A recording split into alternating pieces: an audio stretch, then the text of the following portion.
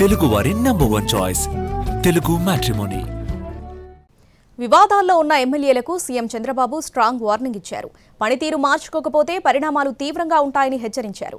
ఇప్పటికే 30 మంది శాసనసభ్యులు ఈ జాబితాలో ఉన్నారు. ఇంకో 25 మంది ఎమ్మెల్యేలు కూడా ఉన్నట్లు పార్టీ వర్గాలు చెబుతున్నాయి. ఎన్డీఏ కూటమిలోని సుమారు 50 మంది ఎమ్మెల్యేలు ప్రస్తుతం డేంజర్ జోన్లో ఉన్నారు. ఎస్ అక్షరాలు ఉన్న 50 మంది శాసనసభ్యులపై సీఎం చంద్రబాబు ఆగ్రహంతో ఉన్నారు. 6 నెలలుగా సీఎం చంద్రబాబు ఎమ్మెల్యేలు వైఖరి మార్చుకోవాలని పదే పదే చెబుతూనే ఉన్నారు. పద్ధతి మార్చుకోమని పలుమార్లు హెచ్చరించారు. అయినా చాలా మంది ఎమ్మెల్యేలు పెడచెవిన పెట్టేశారు. మేమింతే అనే ధోరణితో పద్ధతి మార్చుకోకుండా ఇష్టారాజ్యంగా వ్యవహరిస్తున్నారు.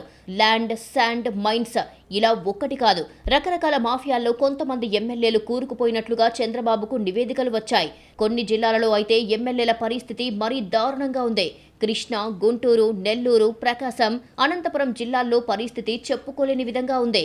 ఎమ్మెల్యేలు సొంత పార్టీ నేతల నుంచే విమర్శలు ఎదుర్కొంటున్నారు. ఇక స్థానిక ప్రజల నుంచి సరే ఇదే పరిస్థితి కొనసాగితే భవిష్యత్ పరిణామాలు ఎలా ఉంటాయో అనే చర్చ బలంగా జరుగుతోంది. తాజాగా కొంతమంది ఎమ్మెల్యేలు వీడియో కాల్స్ చేయడం, అసభ్య పదజాలం ఉపయోగించడంతో పాటు వేధింపులకు పాల్పడ్డారు. ఇటీవల జూనియర్ ఎన్టీఆర్ పై ఓ ఎమ్మెల్యే చేసిన వ్యాఖ్యలు దుమారం రేపాయి. వీటిని దృష్టిలో పెట్టుకుని సీఎం చంద్రబాబు తీవ్ర స్థాయిలో స్పందించారు. వన్ టైం ఎమ్మెల్యేగా మిగిలిపోవద్దని వార్నింగ్ ఇచ్చారు. ఎమ్మెల్యేల బాధ్యత జిల్లా ఇన్ఛార్జ్ మంత్రులకు అప్పగించారు. మొదట 20 మంది ఎమ్మెల్యేలు, ఆ తర్వాత 30, ఇలా 50 మందికి చేరింది. ప్రస్తుతం చంద్రబాబు వార్నింగ్తో సరిపెట్టారు. పరిస్థితి చెయ్యి దాటితే కఠిన చర్యలు తీసుకునే అవకాశం కనిపిస్తోంది. మరి ఆ చర్యలు ఎలా ఉండబోతున్నాయి అనే చర్చ కూడా జరుగుతోంది. అవసరమైతే కొత్త ఇన్ఛార్జీలు రావడం, అధికారుల సహాయ నిరాకరణ ఇవన్నీ జరుగుతాయి.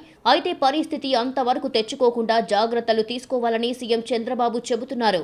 మరి భవిష్యత్ పరిణామాలు ఎలా ఉంటాయో చూడాలి.